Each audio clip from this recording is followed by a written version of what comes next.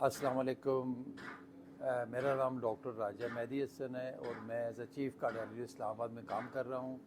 और हमारा जो मेन फोकस है वो बग़ैर ऑपरेशन के, बग़ैर सर्जरी के, बग़ैर इंटरवेंशन के लोगों का, दिल के मरीज़ों का इलाज किया जाता है। और ख़ासकर ऐसे मरीज़ जिनकी ब्लॉकेजेस ज़्यादा और जिनको बाईपास या आगे एंजियोप्लास्टी रिकमेंड हुई हो, उनका बग़ैर ऑपरेशन के यहाँ पे हम इस्लामाबाद में डॉक्टर मेहदी हार्ट सेंटर के नाम से यहाँ पे काम कर रहे हैं। और मुख्तलिफ़ इलाके से पेशेंट हमारे पास आ रहे हैं और मुस्तफ़ीद हो रहे हैं।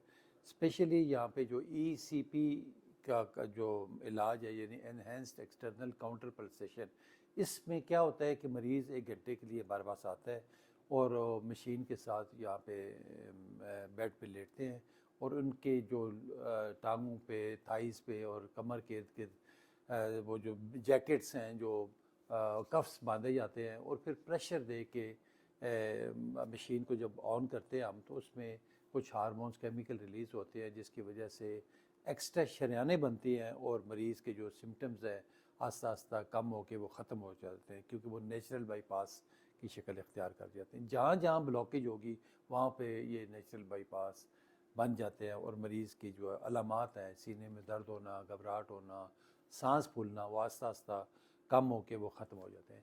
तो हमारे पास इस तरह गुजरांवाला से मोहम्मद रफ़ीक साहब तशरीफ़ लाए हुए हैं।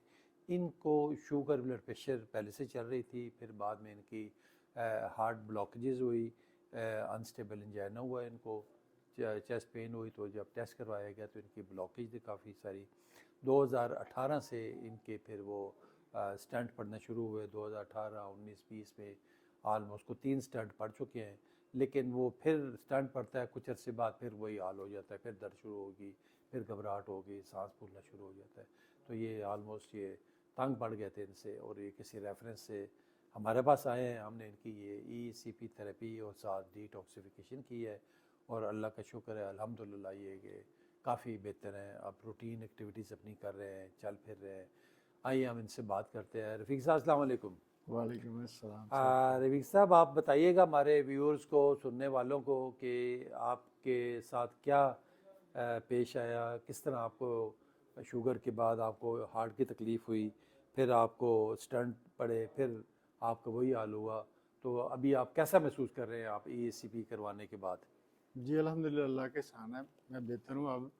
पहले ये होता कि मैं अपनी आप कार्डियोलॉजी से एक स्टेंट पहले डला था, तो लेकिन तकलीफ़ तो ठीक नहीं हुई। मर्ज़ तो वैसे ही था। डॉक्टर के पास दोबारा गया तो उन्होंने बोला था कि फिर एंजियोग्राफी करानी है। तो ऐसे ही चलता चलता कुछ तकरीबन 5 दफ़ा मेरी जो है ना एंजियोग्राफी हुई या 3 दफ़ा एंजियोप्लास्टी हुई है। तो फिर तकलीफ़ हुई है, मैं कि फिर डॉक्टर अस्पताल में गया हूँ।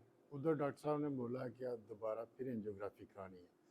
तो मैं कुछ सेटिस्फाई नहीं था। मैंने उनसे पूछा कि अगर दोबारा एंजियोग्राफी करानी है या एंजियोप्लास्टी करानी है, पहले मैं करवाई है लेकिन वो तकलीफ़ या मर्ज़ मेरी दूर नहीं हुई।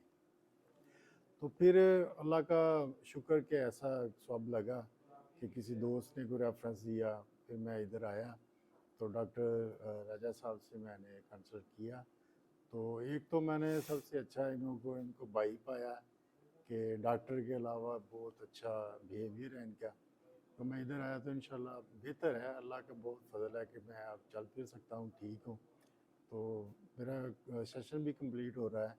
तो इंशाल्लाह मैं तो लोगों को यही करूँगा, दोस्तों को सजेस्ट करूँगा कि इधर आएँ और देखें ये। और ये सबसे बड़ी बात ये है कि ये चीरा टांका से उभर रहा है।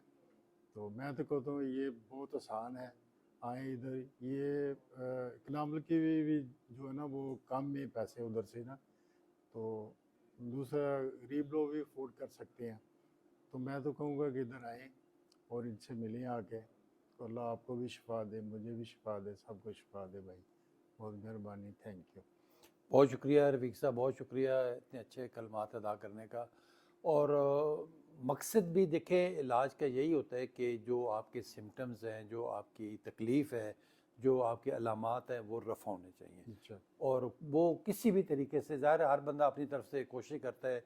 यहाँ से लोग अमेरिका और चाइना भी जाते हैं, इलाज की गर्ज से जाते हैं लोग, ताकि मेरी जो तकलीफ़ है ये ख़त्म हो जाए। लेकिन अगर वो प्रोसीजर कराने के बाद भी फिर भी आपकी हालत वही की वही रही, तो फिर क्या फ़ायदा उस प्रोसेस का। बिल्कुल। अब देखें जिस तरह इन्होंने ख़ुद बताया कि 5-6 दफ़ा इनकी एंजियोग्राफी हुई, 3 दफ़ा इनके एंजियोप्लास्टी हुई, फिर वो दोबारा गए तो फिर बार बार वो चीर फाड़, वो बार बार वही चीज़ें रिपीट होना। तो जो एक बग़ैर ऑपरेशन के, बग़ैर सर्जरी के एक चीज़ जब मुमकिन है तो क्या ज़रूरत है आपको बिला वजह का अपने ऊपर वो एक प्रोसीजर करवाने की।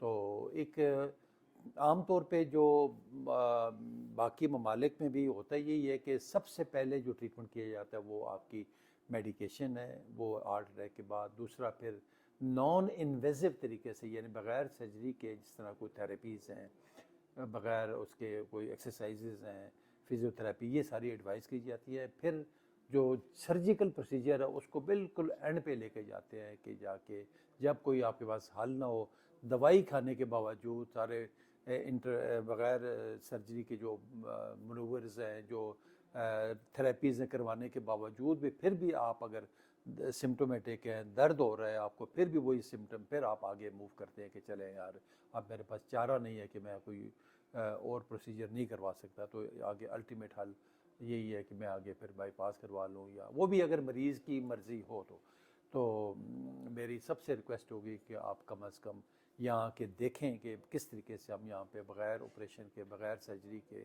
बग़ैर किसी चीर फाड़ के, कोई दर्द के बग़ैर यहाँ पे प्रोसीजर हो रहे हैं। यहाँ पे इंटरवेंशन के बग़ैर ही हम लोग यहाँ पे लोगों का इलाज कर रहे हैं, और अल्लाह का लाख लाख शुक्र है कि लोग यहाँ से ठीक हो के, मुस्तफ़ीद हो के और शिफायाब हो के यहाँ से जा रहे हैं और दुआएं दे रहे हैं। तो अल्लाह ताला सबको सेहतमंद, तंदुरुस्त और तवाना रखे। रफ़ीक साहब, अल्लाह ताला आपको भी हयाती दे, सेहतमंद रखे, खुश रखे।